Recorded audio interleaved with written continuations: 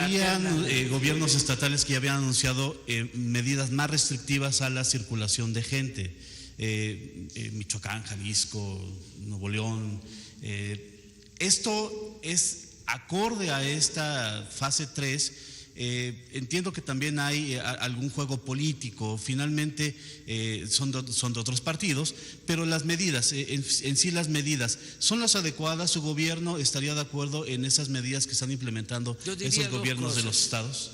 Primero, que se cumpla con la resolución del Consejo General de Salud, o sea, que nos ajustemos todos a ese ordenamiento o a lo que ellos decidan, el Consejo General de Salubridad. Esa es una. Y dos, que se procure no actuar de manera autoritaria, porque luego sale el afán ¿no? Autoritario, hasta nos proponían toques de queda y militarizar al país, y eso no funciona. Acá están estableciendo multas para la gente que está en la calle sin ninguna autorización o alguna actividad por esencial. Ejemplo, que se convenza más. Regreso. Tenemos un pueblo muy consciente, muy educado, ¿sí? Con mucha cultura. ¿Y saben qué es la cultura?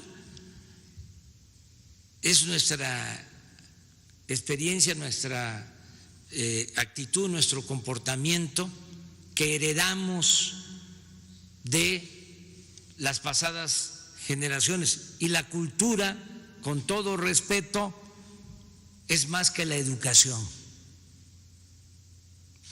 Puede haberse graduado alguien en una universidad famosa del extranjero y no tener cultura suficiente, pues, porque de una u otra forma todos tenemos cultura. Entonces, nuestro pueblo tiene mucha cultura. Es que a veces se confunde educación con cultura y se piensa que la cultura es el nivel académico que se logró o que se tiene. No, yo quisiera que ustedes y que todos los mexicanos conociéramos las culturas de Oaxaca. Es de los pueblos con más cultura en el mundo.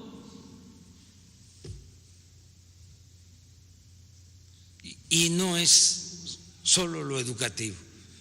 Entonces, eso nos hace muy fuertes.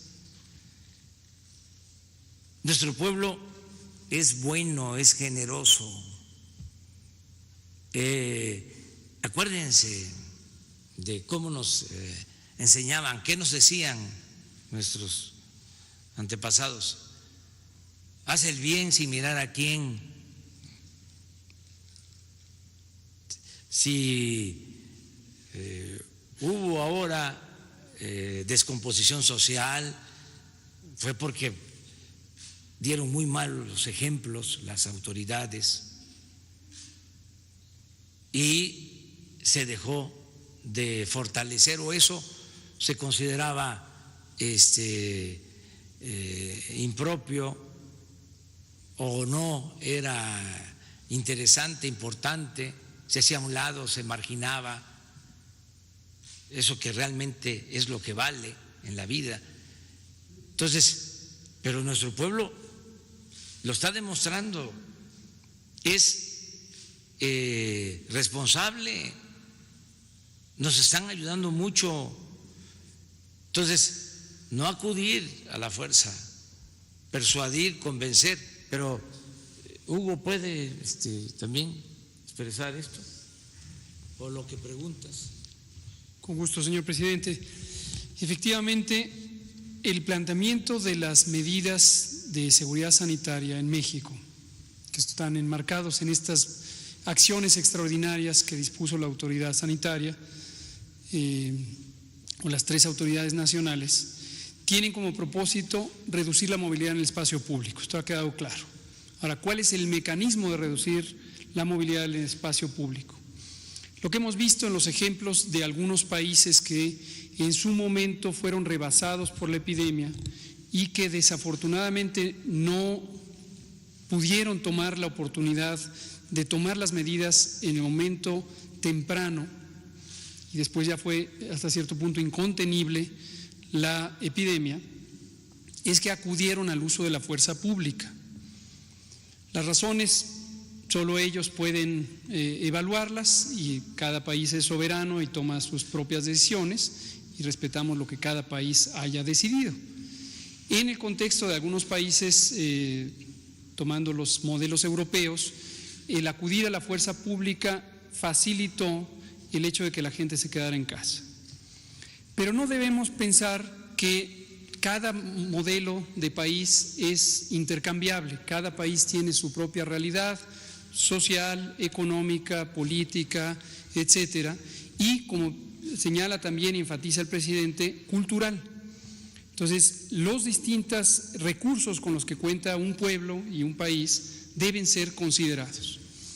En el caso de México, el diseño de las medidas de seguridad sanitaria en esta acción extraordinaria, como pueden ustedes apreciar, está centrada en el tema de la actividad laboral. La disposición es: se suspenden todas las actividades laborales no esenciales en los sectores público, social y privado. ¿Por qué razón? Porque esto nos permite el mecanismo más eficiente de alcanzar millones de personas fuera del espacio público, sin necesidad de utilizar a la fuerza pública. Es decir, las medidas no están centradas hacia el ciudadano, la ciudadana, sino hacia el elemento de carácter económico que les hace congregarse. Lo mismo la suspensión de las escuelas, temporal, porque nos permitió, y fue la medida más temprana. Mi agradecimiento al secretario Moctezuma y al Sistema Nacional Educativo, porque nos permitió inmediatamente más de 15 millones de personas que quedaran fuera de la circulación.